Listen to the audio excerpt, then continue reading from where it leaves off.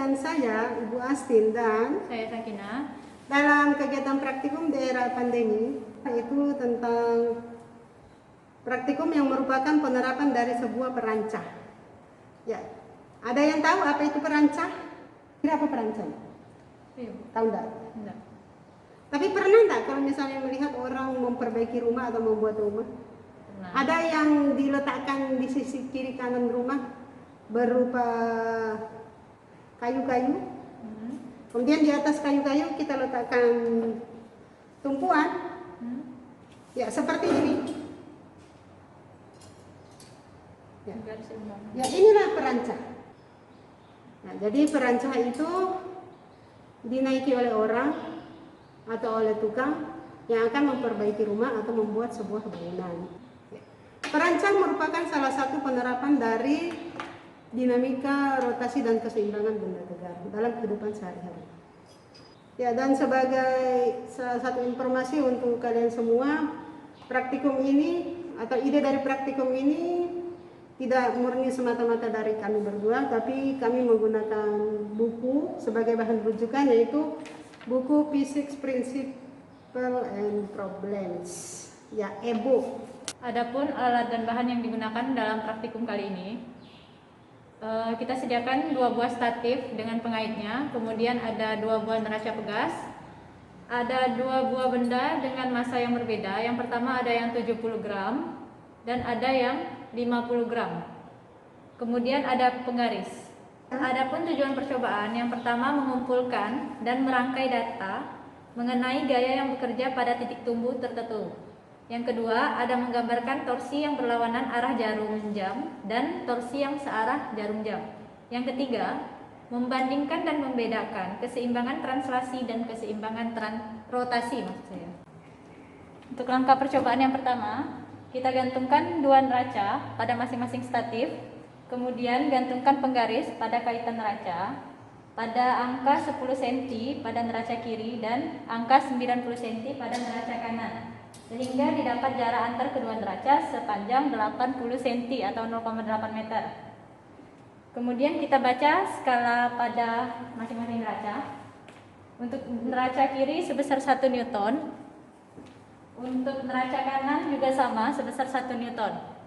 Jadi berat penggarisnya 1 Newton. Kemudian kita gantungkan massa 70 gram pada angka 30 cm, sehingga didapat jarak dari massa ini ke neraca pegas sebelah kiri sepanjang 20 cm. Pada angka 30, jaraknya 20 cm ke neraca sebelah kiri. Kemudian kita baca hasil pengukuran. Untuk neraca sebelah kiri didapat 1,5 Newton. Untuk neraca di sebelah kanan didapat 1,1 Newton. Kemudian kita gantungkan massa 50 gram pada angka 60 cm, sehingga didapat jarak antar kedua massa 30 cm dan jarak massa yang 50 gram ini ke neraca sebelah kiri sepanjang 50 cm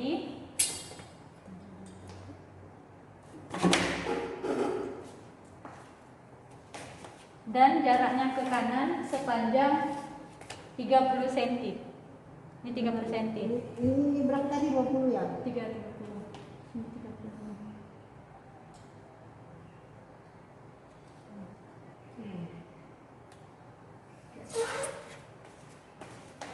Berarti beban yang ini yang berapa sekarangnya? Ini yang 50 gram. 50 gram, 60 cm dari kiri. Berarti dari kanan 20 cm. 60 cm dari kiri ya? Iya. Kalau 60 cm dari sini berarti angka yang kita letakkan di sini 70 cm ya. Karena jarak dari sini ke neraca pegasnya 60. Nah, jadi ini angka 70 cm. 70, Bu. 70 ya. Jarak dari massa 50 gram ke neraca pegas sebelah kiri itu 60 cm. Tetapi jarak antar kedua beban itu 40 cm.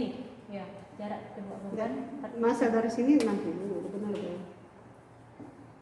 Jarak antar kedua beban 40. dari sebelah kanan berapa dia?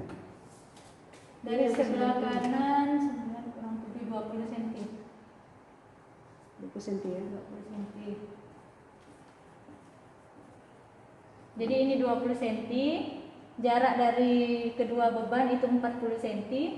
Jarak dari beban 70 gram ke neraca sebelah kiri itu 20 cm.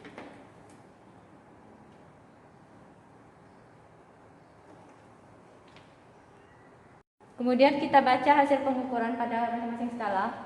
Untuk yang pertama 1,7 Newton yang sebelah kiri, yang sebelah kanan 1,5 Newton.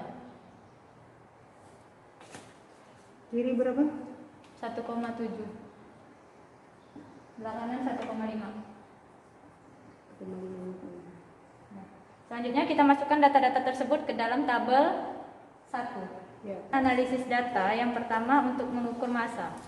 Yang pertama ukur massa penggaris, yang kedua ukur gaya atau berat dari setiap benda dan masukkan nilainya ke dalam tabel 2. Kemudian catat hasil pengukuran di neraca kanan pada tabel 2. Yang ketiga, gunakan neraca sebelah kiri sebagai poros. Identifikasi gaya-gaya yang menyebabkan peranca berputar searah jarum jam. Nah, sekarang kalau kita untuk mengidentifikasi gaya-gaya yang bekerja pada peranca beserta torsinya, jadi yang pertama kita ambil neraca sebelah kiri sebagai poros. Ingat, ada gaya apa saja yang bekerja pada sepanjang penggaris. Ingat, tadi kita menggantungkan apa saja pada penggaris. Yang pertama yang kita gantung apa? Ada beban 70 gram. Berarti berat beban 70 gram kita tulis sebagai W1. Kita anggap W1. Kemudian ada benda 2 ya, yang 50 gram. 50 gram. Berat bebannya kita hitung dengan rumus W sama dengan massa kali percepatan gravitasi. Yang berikutnya jangan lupakan ini penggarisnya punya massa. Tadi sebelum kita menggantungkan beban berapa tadi angka penunjukan di sini? 1 Newton. Berarti tadi gaya-gayanya yang bekerja ada gaya yang dihasilkan oleh beban 1 dan beban 2 dan gaya dihasilkan oleh penggaris. Nah, untuk menghitung torsinya karena ini kita anggap sebagai poros, berarti kita menghitung lengan momennya. Lengan momen untuk yang dihasilkan oleh torsi yang dihasilkan oleh beban 1, berarti dari sini, dari neraca kiri ke sini tadi berapa senti? 20. Ya, 20 cm, berarti lengan momennya 20 cm. Yang berikutnya, lengan momen untuk berat penggaris. Ingat, penggarisnya adalah batang homogen, berarti titik beratnya berada di mana, Sakinah? Berada di tengah-tengah penggaris. Ya, tengah-tengah. Dikarenakan ini jaraknya 80 cm, kita bagi 2 sehingga didapat titik beratnya itu 40 cm. Ya, berarti lengan momen untuk gaya berat penggaris berapa? 40 cm. Ya. Yang berikutnya, torsi yang dihasilkan oleh berat beban yang kedua.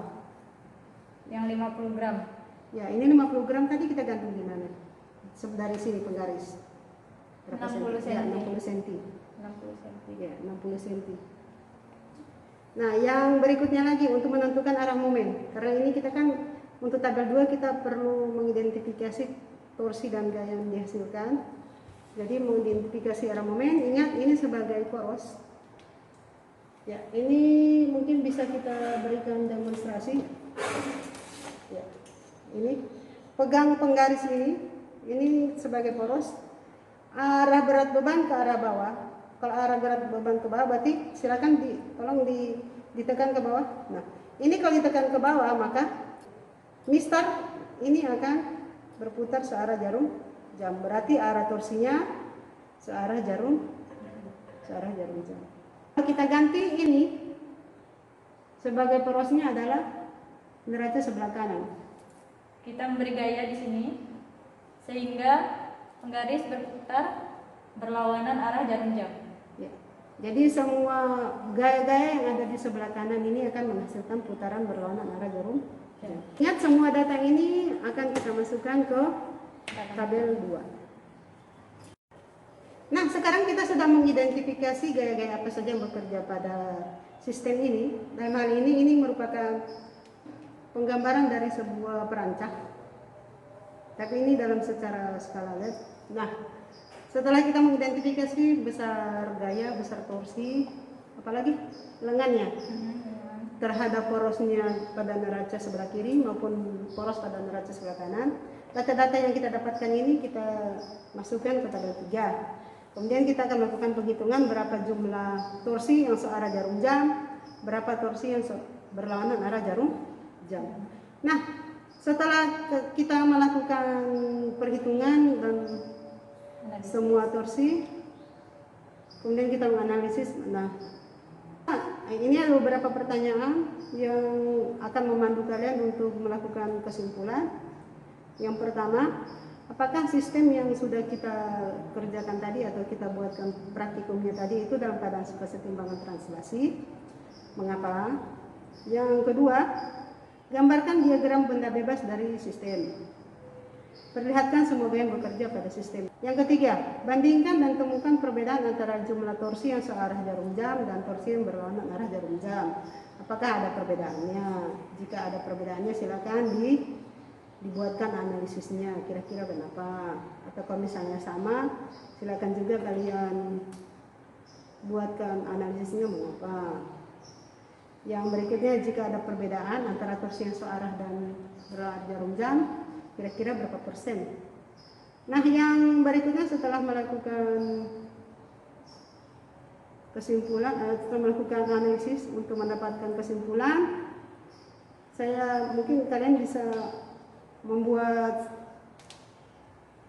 atau melakukan suatu penelitian kecil-kecilan tentang aturan keselamatan yang berhubungan dengan masalah perancah. Bagaimana cara menggunakan perancah, membongkarnya dan memasang perancah.